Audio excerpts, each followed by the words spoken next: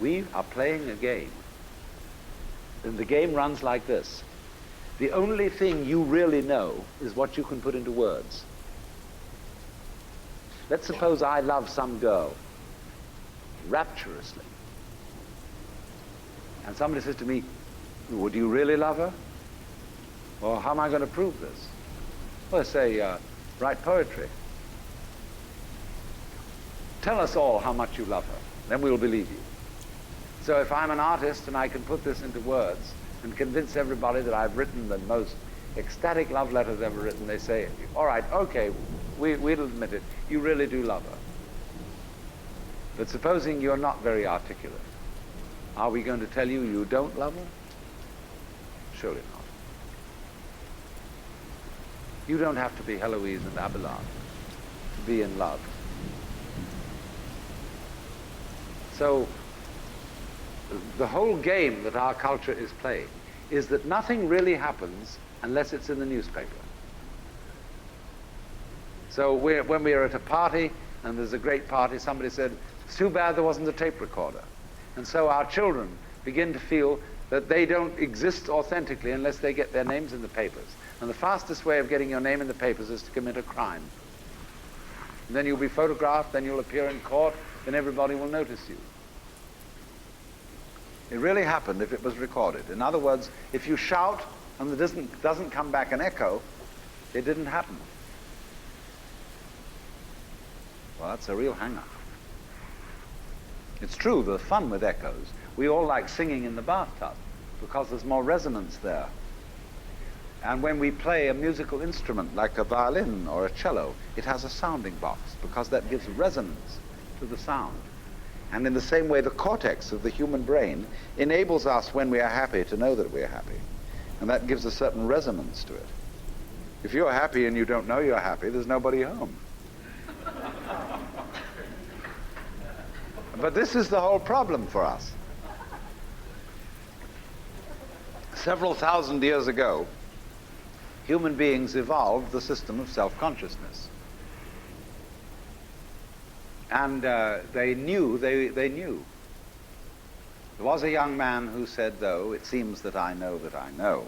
What I would like to see is the eye that knows me when I know that I know that I know. You see? And this is the human problem. We know that we know.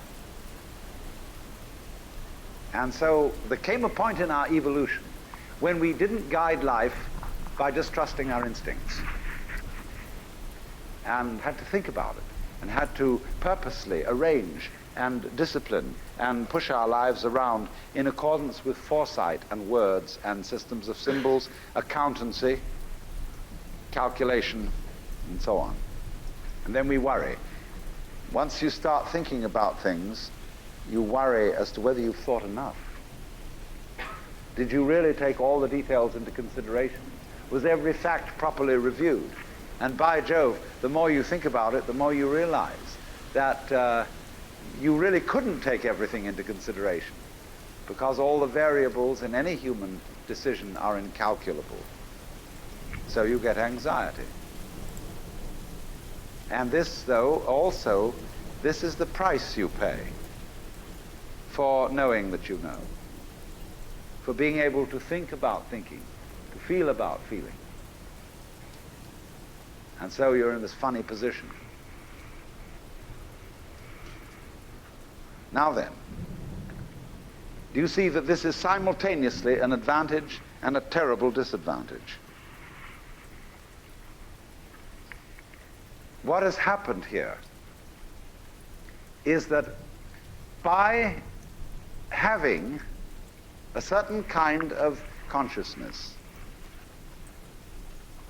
a certain kind of reflexive consciousness, being aware of being aware, being able to represent what goes on fundamentally in terms of a system of symbols, such as words, such as numbers. You put, as it were, two lives together at once, one representing the other. The symbols representing the reality, the money representing the wealth. And if you don't realize that the symbol is really secondary. It doesn't have the same value. You know, people go to the supermarket and they get a whole cartload of goodies and they drive it through, and then the clerk fixes up the counter and this long tape comes out. And you say, $30, please. And everybody feels depressed. Because they give away $30 worth of paper, but they've got a cartload of goodies. And they don't think about that. They think they just lost $30. But you've got the real wealth in the cart. All you parted with was the paper. Because the paper in our system becomes more valuable than the wealth. It represents power, potentiality, whereas the wealth, you think, oh, well, that's just necessary. You've got to eat.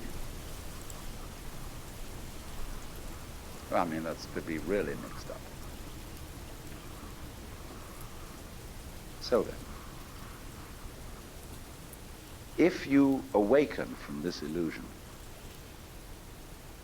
and you understand that black implies white, self implies other, life implies death, or shall I say, death implies life,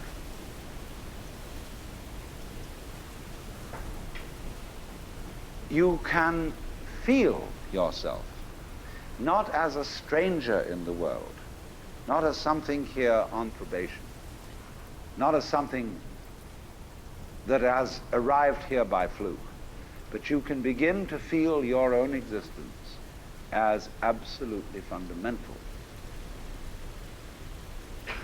What you are basically, deep, deep down, far, far in,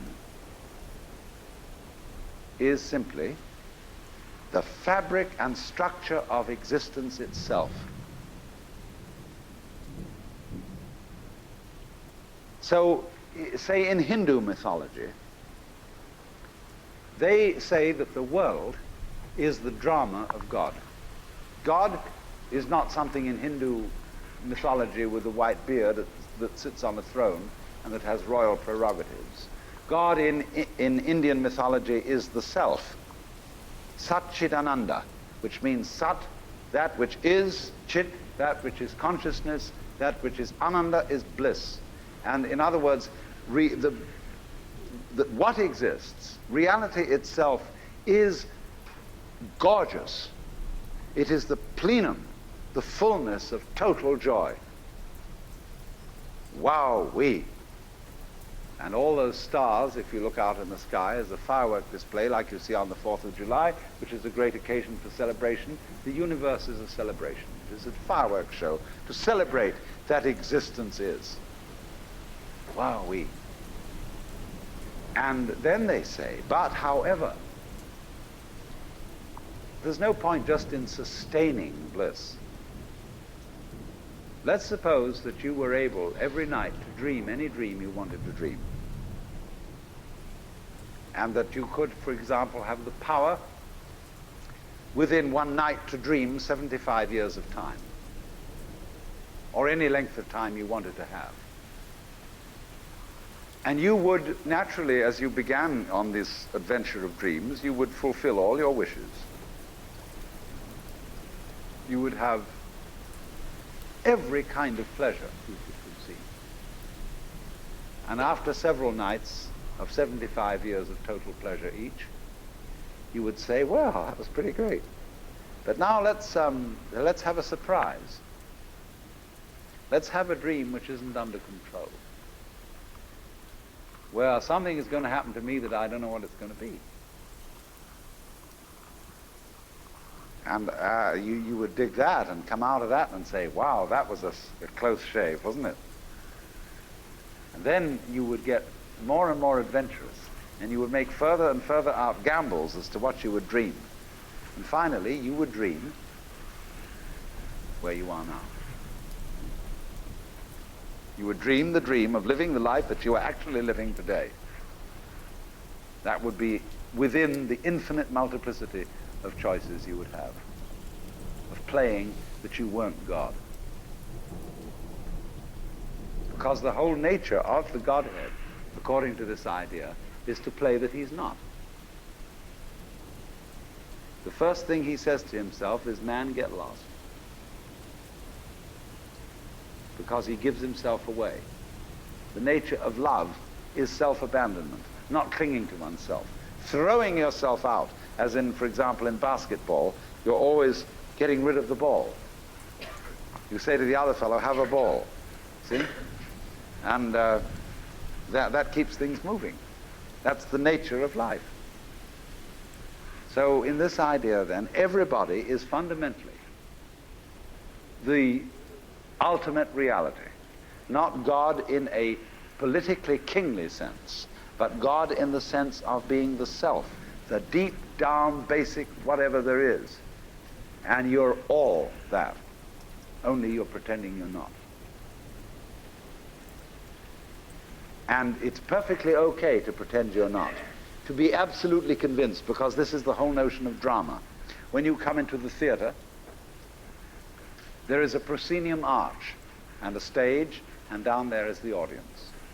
And everybody assumes their seats in the theater and are going to see a comedy, a tragedy, a thriller, or whatever it is. And they all know as they come in and pay their admissions that what is going to happen on the stage is not for real.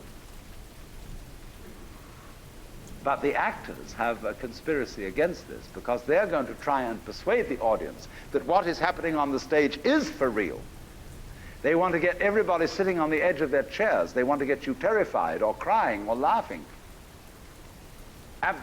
Absolutely captivated by the drama. And if a skillful human actor can take in an audience and make people cry, think what the cosmic actor can do. Why, he can take himself in completely. He can play so much for real that he really believes it is. Like you sitting in this room, you think you're really here. Why, you've persuaded yourself that way. You've acted it so damn well that you know this is the real world. But you're playing it. It's because the audience and the actor is one. Because behind the stage, there's the green room. Off-scene, obscene, where the actors take off their masks. You know that the word person means mask? The persona, which is the mask worn by actors in Greco-Roman drama, because it has a megaphone-type mouth which throws the sound out in an open-air theater. So per, through, sona, what the sound comes through, that's the mask. How to be a real person. How to be a genuine fake. A mask. So the dramatis personae at the beginning of a play is the list of masks that the actors will wear. And so in the course of forgetting that this life is a drama, the word for the role, the word for the mask, has come to mean who you are genuinely. The person. The proper person. Incidentally, the word parson is derived from the word person. Person of the village. Person around town, parson. Funny. So anyway then, this is the drama. I'm not trying to sell you on this idea in the sense of converting you to it. I want you to play with it. I want you to think of its possibilities. I'm not trying to prove it. I'm just putting it forward as a possibility of life to think about. So then, this means that you're not victims of a scheme of things, of a mechanical world or of an autocratic God. The life you're living is what you have put yourself into. Only you don't admit it because you want to play the game that it's happened to you. In other words, I got mixed up in this world. My parents, I had a father who got hot pants over a girl, and she was my mother. And because he was just a horny old man. And as a result of that, I got born. And I blame him for it and say, well, that's your fault. You've got to look after me. And he says, I don't see why I should look after you. You're just a result. And But let's suppose we admit that I really wanted to get born, and that I was the ugly gleam in my father's eye when he approached my mother. That was me. I was desire. And I deliberately got involved in this thing. Look at it that way instead. And that even if I got myself into an awful mess, and I got born with syphilis and the Great Siberian Itch and tuberculosis and in a Nazi concentration camp, nevertheless, this was a game which was a very far-out play. It was a kind of cosmic masochism. But I did it. Isn't that an optimal game rule for life? Because if you play life on the supposition that you're a helpless little puppet that got involved, or if you play it on the supposition that it's a frightful, serious risk and that we really ought to do something about it and so on, it's a drag. There's no point in going on living unless we make the assumption that the situation of life is optimal. That really and truly we are all in a state of total bliss and delight. But we are going to pretend we aren't just for kicks. You play non-bliss in order to be able to experience bliss. And you can go as far out as non-bliss as you want to go. And when you wake up, it'll be great. You know, you can slam yourself on the head with a hammer because it's so nice when you stop. And it makes you realize, you see, how great things are when you forget that that's the way it is. And that's just like black and white. You don't know black unless you know white. You don't know white unless you know black. This is simply fundamental. So then, here's the drama. My metaphysics, let me be perfectly frank with you, are that there is the central self. You can call it God, you can call it anything you like. And it's all of us. It's playing all the parts of all beings whatsoever, everywhere and anywhere. And it's playing the game of hide and seek with itself. It gets lost, it gets involved in the farthest out adventures, but in the end, it always wakes up and comes back to itself. And when you're ready to wake up, you're going to wake up. And if you're not ready, you're going to stay pretending that you're just a little, poor little me. And since you're all here and engaged in this sort of inquiry and listening to this sort of lecture, I assume that you're all on the process of waking up. Or else you're teasing yourselves with some kind of flirtation with waking up, which you're not serious about.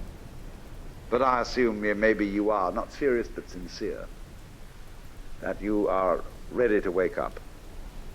So then, when you're in the way of waking up and finding out who you really are, you meet a character called a guru. As the Hindus say this word, the teacher, the awakener. And what is the function of a guru? He's the man who looks at you in the eye and says, oh, come off it. I know who you are. You know, you come to the guru and say, sir, I have a problem. I'm unhappy and I want to get one up on the universe, or I want to become enlightened. I want spiritual wisdom. Ah, and the guru looks at you and says, who are you? You know Sri Ramana Maharshi, that great Hindu sage of modern times? People used to come to him and say, Master, who was I in my last incarnation? As if that mattered. And he would say, who is asking the question? And he'd look at you and say, basically, go right down to it. You're looking at me, you're looking out, and you're unaware of what's behind your eyes. Go back in and find out who you are, where the question comes from, why you ask. And if you've looked at a photograph of that man, I have a gorgeous photograph of him. And you look in those, I walk by it every time I go out of the front door. And I look at those eyes and the humor in them, the lilting laugh that says, oh, come off it, man. Shiva, I recognize you.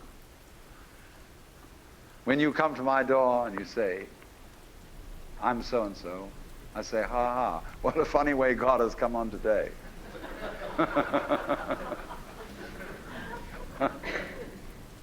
There are all sorts of tricks, of course, that gurus play. They say, well, we're going to put you through the mill. And the reason they do that is simply that you won't wake up until you feel you've paid a price for it. In other words, the sense of guilt that one has, or the sense of anxiety, is simply the way one experiences keeping the game of disguise going on. Do you see that? Supposing you say, I feel guilty. Christianity makes you feel guilty for existing. That somehow the very fact that you exist is an affront. You are a fallen human being. I remember as a child when we went to the services of the church on Good Friday, they gave us each a colored postcard with Jesus crucified on it. And it said underneath, this have I done for thee, what doest thou for me? You know, you felt awful. You nailed that man to the cross. Because you eat steak, you have crucified Christ. Because you killed the bull, and after all, you depend on it. Mithra, it's the same mystery.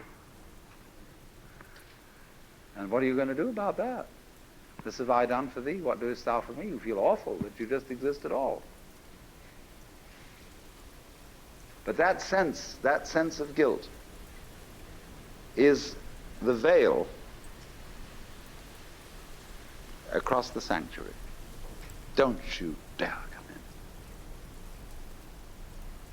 in. In order to, you know, in all mysteries, when you're going to be initiated, there's somebody saying, don't you come in. You've got to fulfill this requirement, of this requirement, of this requirement, of this requirement, then we'll let you in. And so you go through the mill. Why? Because this is, you're saying to yourself, I won't wake up until I feel I deserve it. I won't wake up until I've made it difficult for me to wake up. So I invent for myself an elaborate system of delaying my waking up. I put myself through this test and that test, and when I feel it's been sufficiently arduous, then I may at last admit to myself who I really am and draw aside the veil and realize that after all, when all is said and done, I am that I am, which is the name of God.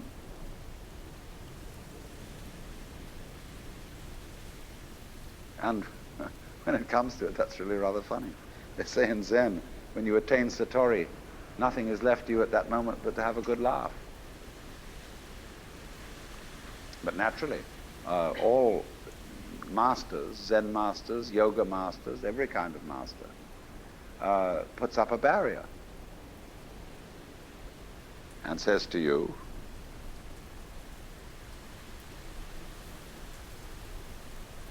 he simply plays your own game. You know, we say anybody who goes to a psychiatrist ought to have his head examined. Because you, when you go to a psychiatrist, you define yourself as somebody who ought to have his head examined. Same way, the Zen masters say anybody who studies Zen or comes to a Zen master ought to be given 30 blows with a stick. Because he was stupid enough to pose the question that he had a problem. But you're the problem.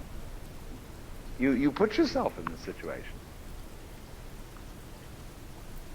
So it's a question fundamentally. Do you define yourself as a victim of the world or as the world? You can define yourself. You see, if you identify you with what you call the voluntary system of the nerves and say, only that's me, and that's really a rather limited amount of my total performance, what I do voluntarily, then you've defined yourself as the victim in the game. And so you are able to feel that life was a trap. Something else, whether it was God or whether it was fate or whether it was the big mechanism, the system, imposed this on you.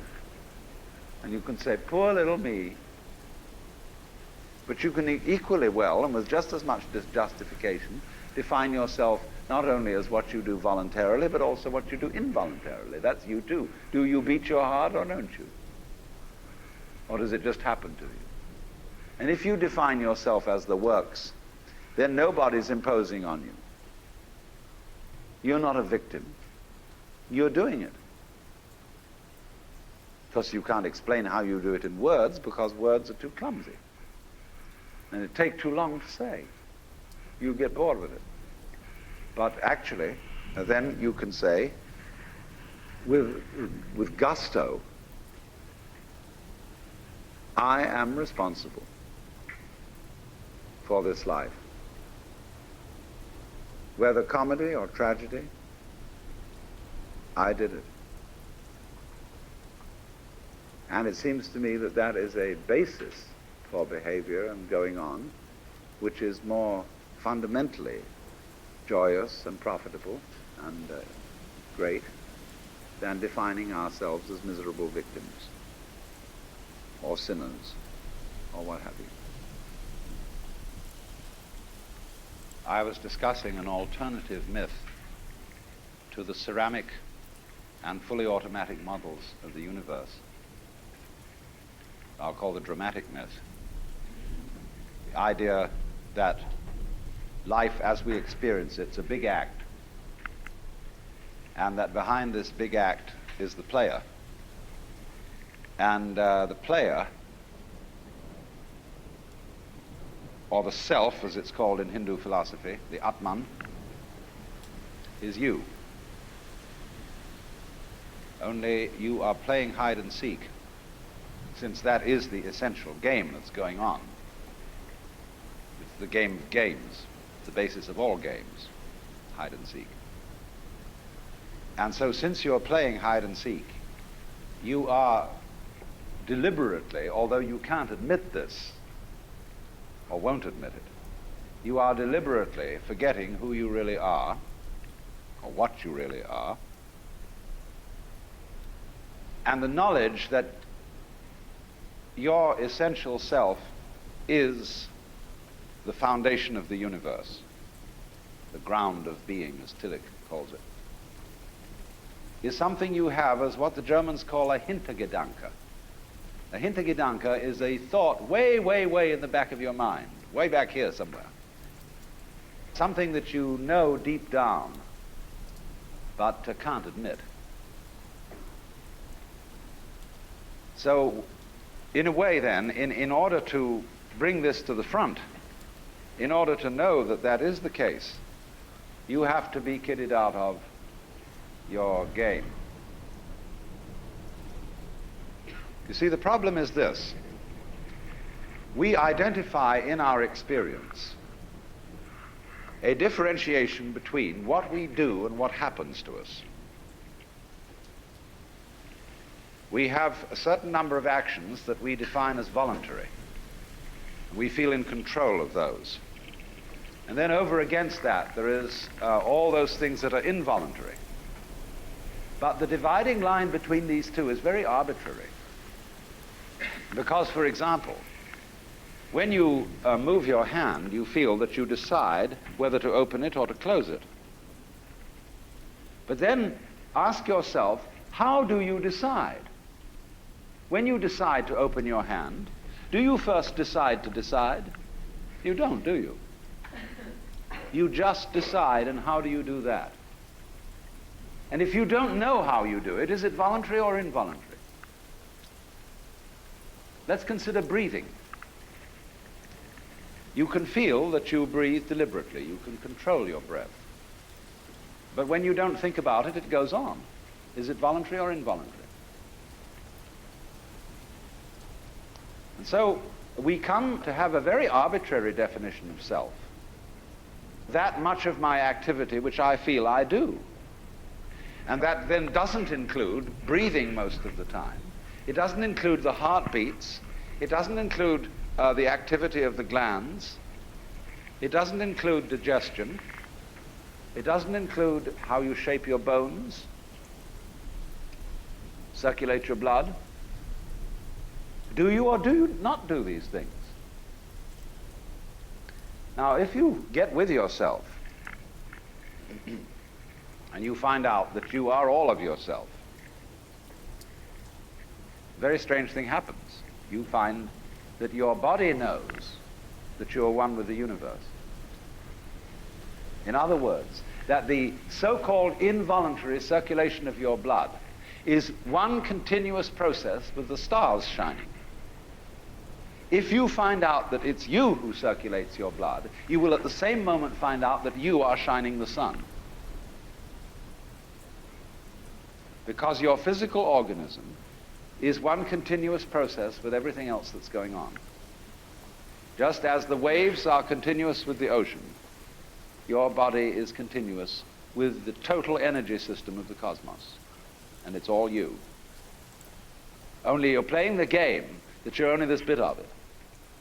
But as I tried to explain, there are in physical reality no such things as separate events. So then, remember also when I tried to work towards a definition of omnipotence. Omnipotence is not knowing how everything is done, it's just doing it. You don't have to translate it into language. Look, supposing when you got up in the morning, you had to switch your brain on. And you had to think and do as a deliberate process, waking up all the circuits that you need for active life during the day. Why, you'd never get done. Because you have to do all those things at once. How can a centipede control 100 legs at once? Because it doesn't think about it. And so in the same way, you are unconsciously performing all the various activities of your organism. Only unconsciously isn't a good word, because it sounds sort of dead. Superconsciously would be better. Give it a plus rather than a minus. Because what a consciousness is simply a sort of specialized form of awareness. When you look around the room, you are conscious of as much as you can notice. And you see an enormous number of things which you don't notice. If, for example, I look at a girl here and somebody asks me later, what was she wearing? I may not know, although I've seen, because I didn't attend. But I was aware, you see. And perhaps if I could, under hypnosis, be asked this question, where I would get my conscious attention out of the way through being in the hypnotic state, I could recall what dress she was wearing. So then, just in the same way as you don't focus your attention on how you make your thyroid gland function, so in the same way you don't have any attention focused on how you shine the sun. So then, let me connect this with the problem of birth and death, which puzzles people enormously, of course. Because in order to understand what the self is, you have to remember that it doesn't need to remember anything. Just like you don't need to know how you work your thyroid gland. So then, when you die, you're not going to have to put up with everlasting non-existence, because that's not an experience. A lot of people are afraid that when they die, they're going to be locked up in a dark room forever. And sort of undergo that.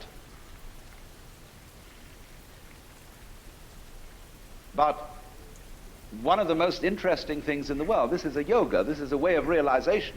Try and imagine what it will be like to go to sleep and never wake up. Think about that. Children think about it. It's one of the great wonders of life. What will it be like to go to sleep and never wake up? And if you think long enough about that, something will happen to you. You will find out, among other things, that it'll pose the next question to you. What was it like to wake up after having never gone to sleep? That was when you were born. You see, you can't have an experience of nothing. Nature abhors a vacuum. So after you're dead, the only thing that can happen is the same experience, or the same sort of experience as when you were born. In other words, we all know very well that after people die, other people are born. And they're all you. Only you can only experience it one at a time. Everybody is I. You all know you are you. And wheresoever beings exist throughout all galaxies, it doesn't make any difference. You are all of them. And when they come into being, that's you coming into being. You know that very well. Only you don't have to remember the past in the same way you don't have to think about how you work your thyroid gland or whatever else it is in your organism. You don't have to know how to shine the sun. You just do it. Like you breathe. Doesn't it really astonish you that you are this fantastically complex thing? And that you're doing all of this and you never had any education in how to do it? You never learned, but you're this miracle? Well, the point is that from a strictly physical, scientific standpoint, this organism is a continuous energy with everything else that's going on. And if I am my foot, I am the sun. Only we've got this little partial view. We've got the idea that, no, I'm just something in this body, the ego. That's a joke. The ego is nothing other than the focus of conscious attention. It's like a radar on a ship. The radar on a ship is a troubleshooter. Is there anything in the way? And conscious attention is a designed function of the brain to scan the environment, like a radar does, and note for any trouble-making changes. But if you identify yourself with your troubleshooter, then naturally you define yourself as being in a perpetual state of anxiety. And the moment we cease to identify with the ego and become aware that we are the whole organism, you realize that as the first thing how harmonious it all is. Because your organism is a miracle of harmony. All this thing functioning together. Even those corpuscles and creatures that are fighting each other in the bloodstream and eating each other up. If they weren't doing that, you wouldn't be healthy. So what is discord at one level of your being is harmony at a higher level. And you begin to realize that, and you begin to be aware too that the discords of your life and the discords of people's life, which are a fight at one level, at a higher level of the universe, are healthy and harmonious. And you suddenly realize that everything that you are and do is at that level as magnificent and as free of any blemish as the patterns in waves, the markings in marble, the way a cat moves, and that this world is really okay. It can't be anything else, because otherwise it couldn't exist. But the reality underneath physical existence, or which really is physical existence, because in my philosophy there's no difference between the physical and the spiritual. These are absolutely out-of-date categories. It's all process. It isn't stuff on the one hand and form on the other. It's just, it is pattern. Life is pattern. It is a dance of energy. So I will never invoke spooky knowledge. That is to say that I've had a private revelation or that I have sensory vibrations going on a plane which you don't have. Everything is standing right out in the open. And it's just a question of how you look at it. So you do discover, when you realize this, the most extraordinary thing to me that I never cease to be flabbergasted at whenever it happens to me. Some people will use a symbolism of the relationship of God to the universe, wherein God is, say, brilliant light, only somehow veiled, hiding underneath all these forms that you see as you look around you. So far, so good. But the truth is funnier than that. It is that you are looking right at the brilliant light now, that the experience you are having, which you call ordinary everyday consciousness, pretending you're not it, that experience is exactly the same thing as it. There's no difference at all. And when you find that out, you laugh yourself silly. That's the great discovery. In other words, when you really start to see things, and you look at an old paper cup, and you go into the nature of what it is to see, what vision is, or what smell is, or what touch is, you realize that that vision of the paper cup is the brilliant light of the cosmos. Nothing could be brighter. 10,000 suns couldn't be brighter. Only they are hidden in the sense that all the points of the infinite light are so tiny when you see them in the cup. They don't blow your eyes out. But it is actually, see, the source of all light is in the eye. If there were no eyes in this world, the sun would not be light. You evoke light out of the universe. In the same way, you, by virtue of having a soft skin, evoke hardness out of wood. Wood is only hard in relation to a soft skin. It's your eardrum that evokes noise out of the air. You, by being this organism, call into being the whole universe of light and color and hardness and heaviness and everything, you see? But in the mythology that we've sold ourselves on during the end of the 19th century, when people discovered how big the universe was, and that we live on a little planet in a solar system on the edge of a galaxy, which is a minor galaxy, everybody thought, we're really unimportant after all. God isn't there and doesn't love us, and nature doesn't give a damn. And we put ourselves down, you see? But actually, it's this little funny microbe, tiny thing, crawling on this little planet that's way out somewhere, who has the ingenuity, by nature of this magnificent organic structure, to evoke the whole universe out of what would otherwise be mere quanta. There's jazz going on. But you see, this little ingenious organism is not merely some stranger in this. This little organism on this little planet is what the whole show is growing there, and so realizing its own presence. Well, now here's the problem. If this is the state of affairs, which is so,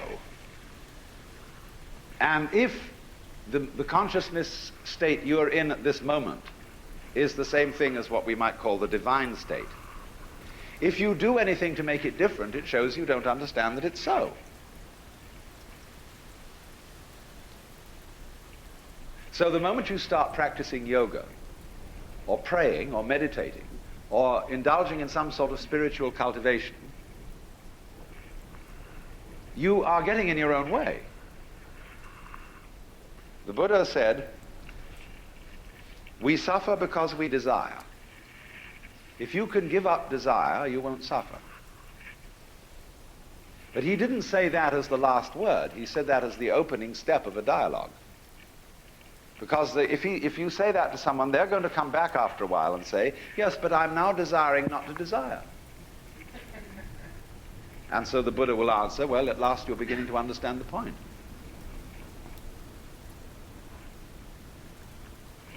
Because you can't give up desire, why would you try to do that? It's already desire. So in the same way, you say, you ought to be unselfish, or to give up your ego. Let go, relax. Why do you want to do that? Just because it's another way of beating the game, isn't it? But the moment you see you hypothesize that you are different from the universe, you want to get one up on it. But if you try to get one up on the universe, and you're in competition with it, it means you don't understand you are it. You think there's a real difference between self and other. But self, what you call yourself and what you call other, are mutually necessary to each other, like back and front. They're really one. But just as a magnet polarizes itself in north and south, but it's all one magnet, so experience polarizes itself as self and other, but it's all one. So if you try to make the North Pole get the mastery of it, or the South Pole get the mastery of the North Pole, you show you don't know what's going on. A guru or teacher who wants to get this across to somebody because he knows it himself, and when you know it, you know, you like others to see it too. So what he does is he gets you into being ridiculous harder and more assiduously than usual. In other words, if you are in a contest with the universe, he's going to stir up that contest until it becomes ridiculous. And so he sets you such tasks as saying, now of course, in order to be a true person, you must give up yourself. Be unselfish. So the Lord steps down out of heaven and says, first and great commandment is, thou shalt love the Lord thy God. You must love me. Well, that's a double bind. You can't love on purpose. You can't be sincere purposely. It's like trying not to think of a green elephant while taking medicine.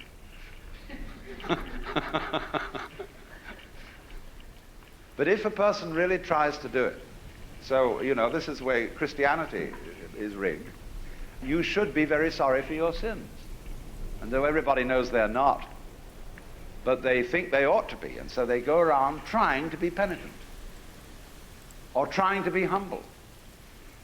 And they know the more assiduously they practice it, the phonier and phonier the whole thing gets. And so in this way, it's what it's called the technique of reductio ad absurdum. If you think you have a problem, you see, and that you're an ego and that you're in difficulty, the answer that the Zen master makes to you is, show me your ego. I want to see this thing that has a problem. When Bodhidharma, the legendary founder of Zen, came to China, a disciple came to him and said, I have no peace of mind. Please pacify my mind. And Bodhidharma said, bring out your mind here before me and I'll pacify it. Well, he said, when I look for it, I can't find it. So Bodhidharma said, there, it's pacified.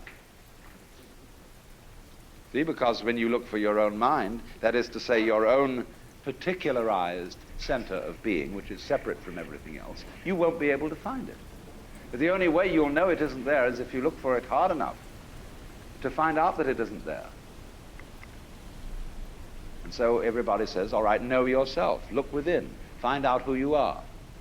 Because the harder you look, you won't be able to find it. And then you'll realize that it isn't there at all. There isn't a separate you. Your mind is what there is. Everything.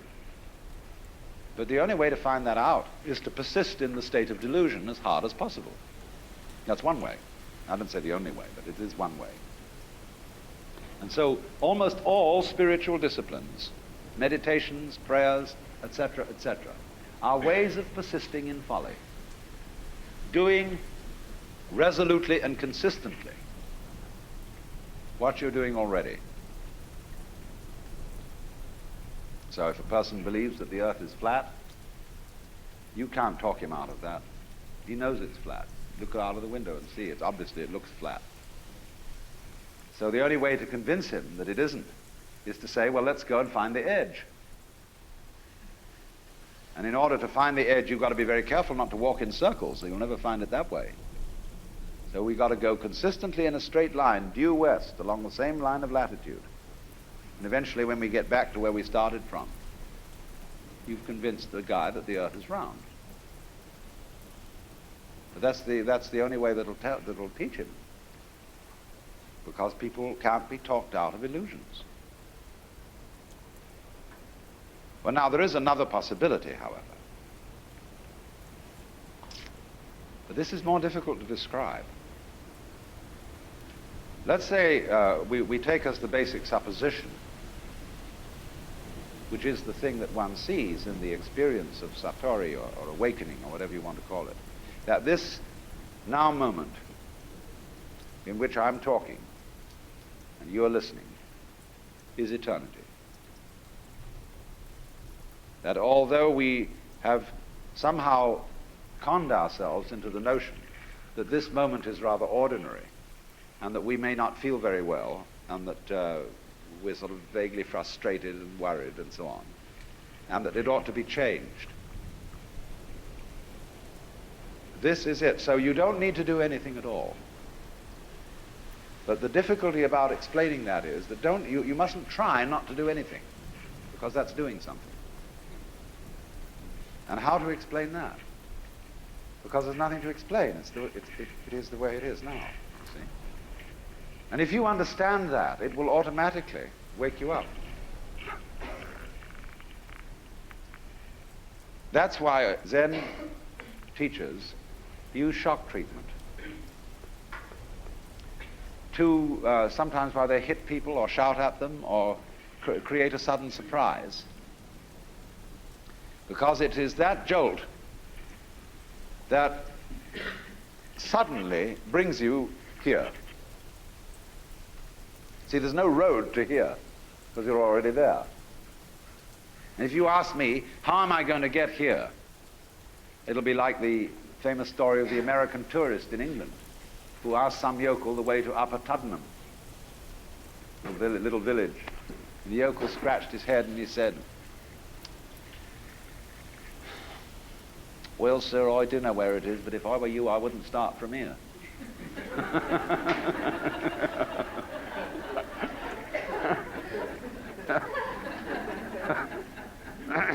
So you see, when you ask, how do I attain the knowledge of God? How do I attain nirvana, liberation?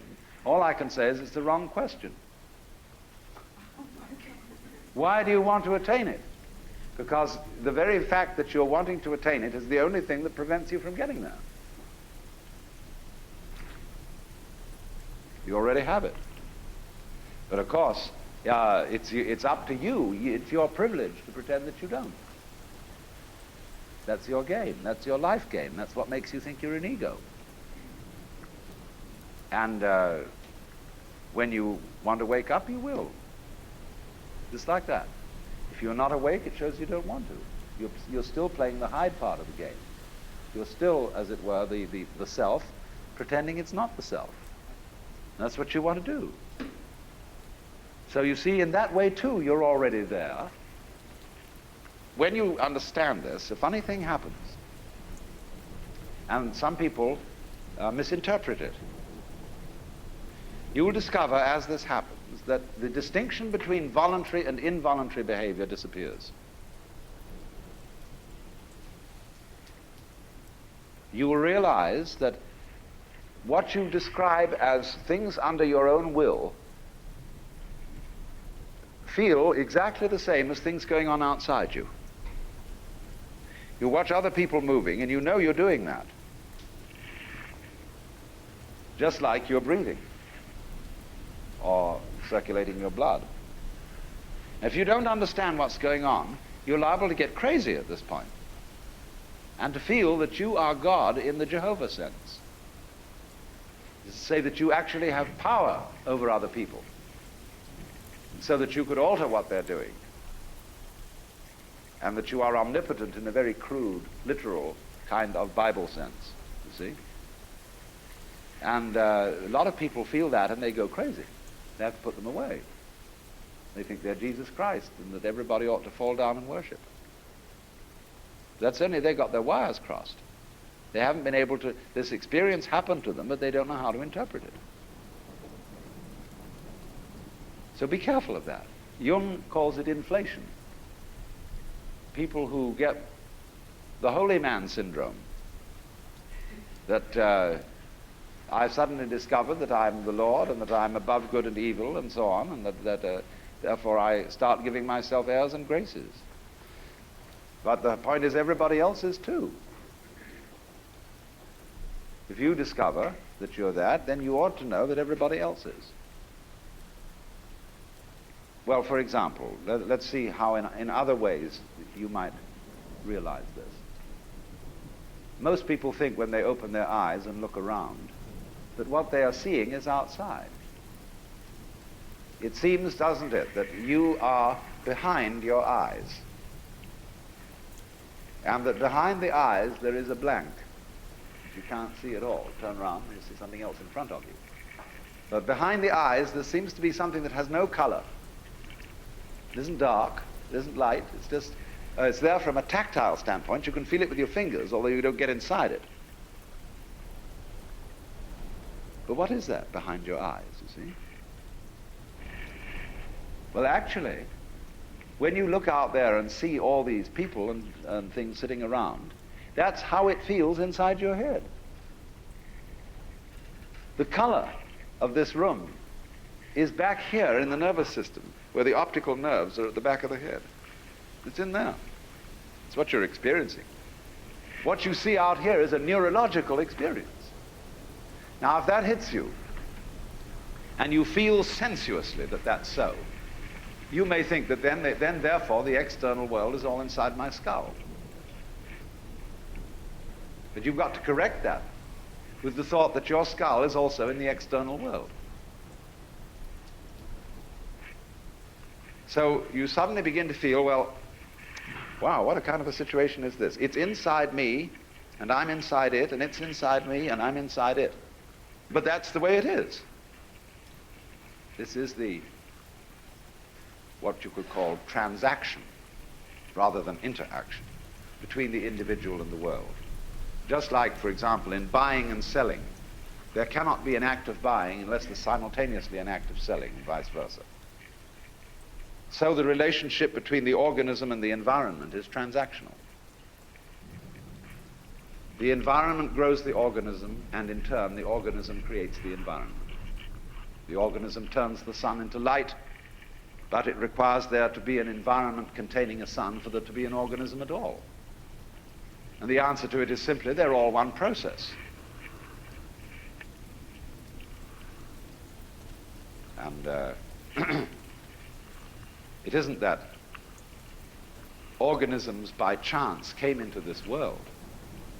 Put it rather that this world is the sort of environment which grows organisms. It was that way from the beginning. Just in the same way, the organisms may in time have arrived in the scene or out of the scene later than the beginning of the scene. But from the moment it went bang in the beginning, that's the way it started. Organisms like us sitting here, were involved in it. You see, look here, let's take the propagation of an electric current. I can have an electric current running through a wire that goes all the way around the Earth.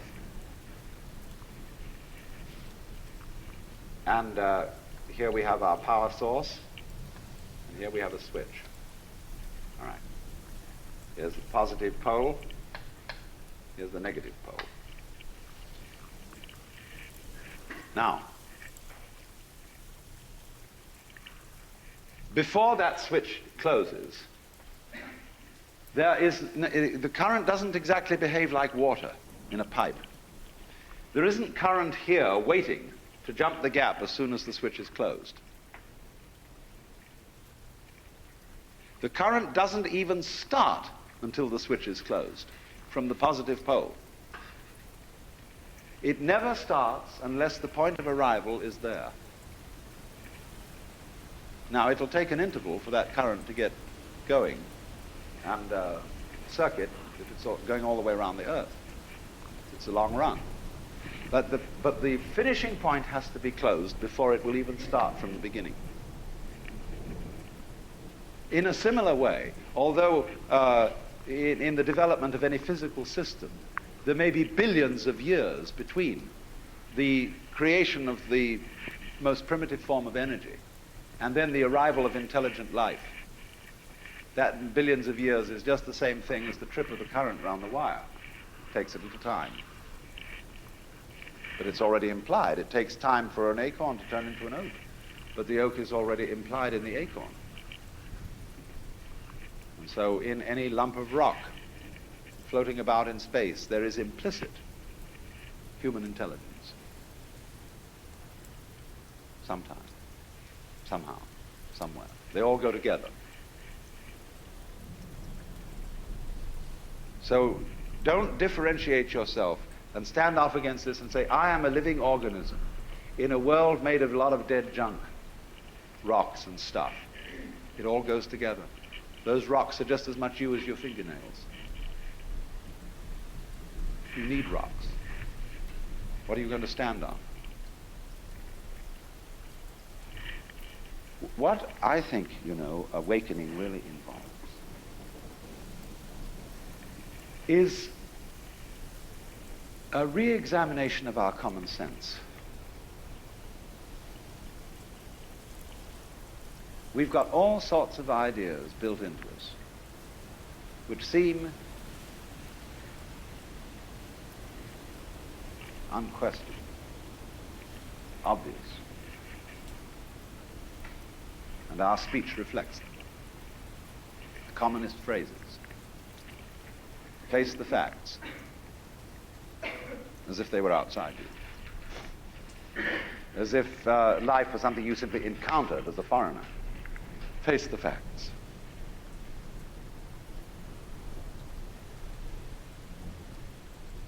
Our common sense has been rigged, you see, so that we feel strangers and aliens in this world, and this is terribly plausible, simply because it's what we're used to. That's the only reason. But when you really start questioning this, say, is that the way I have to assume life is? I know everybody does, but does that make it true? It doesn't necessarily. It ain't necessarily so. And so then as you question this basic assumption that underlies our culture, you find you get a new kind of common sense. It becomes absolutely obvious to you that you are continuous with the universe. For example, people used to believe that the people who lived in the Antipodes would fall off. And that was scary. But then when somebody sailed around the world, and we all got used to it, and now we travel around in jet planes and everything, we have no problem about feeling that the Earth is globular. None whatever. We got used to it. So in the same way, Einstein's relativity theories, the curvature of the propagation of light, that began to bother people when Einstein started talking like that. But now we're all used to it. Well, in a few years, it will be a matter of common sense to very many people that they're one with the universe. It'll be so simple.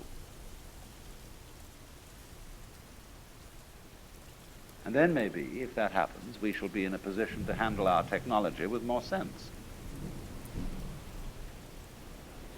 With love instead of with hate for our environment.